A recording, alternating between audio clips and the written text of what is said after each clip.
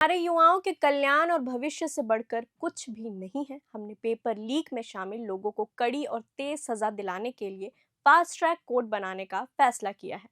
संबंधित अधिकारियों और अफसरों को इस बारे में सभी जरूरी कदम उठाने के निर्देश दिए गए हैं। छात्रों के हितों की रक्षा के लिए हमारे द्वारा उठाए जा रहे कदमों की कड़ी में ये एक और कदम है।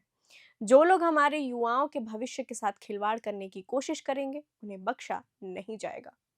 देश भर में चल रहे छात्र प्रदर्शन और लगातार बढ़ते दबाव के बाद आखिरकार प्रधानमंत्री नरेंद्र मोदी का ये बयान सामने आया। देश के अलग अलग हिस्सों में छात्र नीट पेपर लीक और अन्य शिक्षा संबंधित मुद्दों को लेकर लगातार सड़कों पर उतरकर विरोध प्रदर्शन कर रहे थे।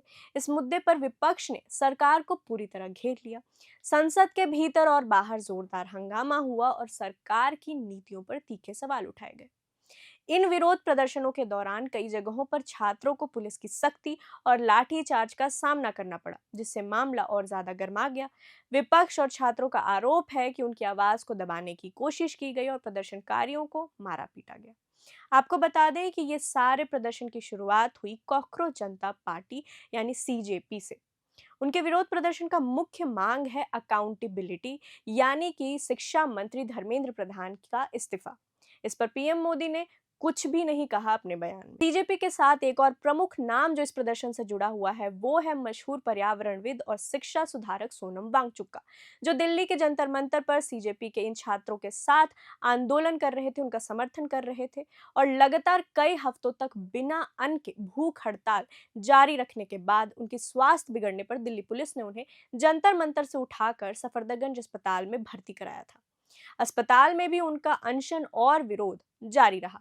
अब जबकि प्रधानमंत्री मोदी का ये बयान आ चुका है और फास्ट ट्रैक कोर्ट बनाकर सख्त सजा देने की बात की गई है, तो देखना ये होगा कि जमीन पर बदलाव आता है या नहीं और छात्रों का गुस्सा शांत होता है या विरोध प्रदर्शन अभी भी और आगे बढ़ेगा। कॉकरोच जनता पार्टी के अभिजीत दीप के और पर्यावरणविद सोनम वांगचुक के नेतृत्व में जंतर मंतर पर शुरू हुआ ये आंदोलन अब एक बड़ी राष्ट्रीय बहस बन चुका है।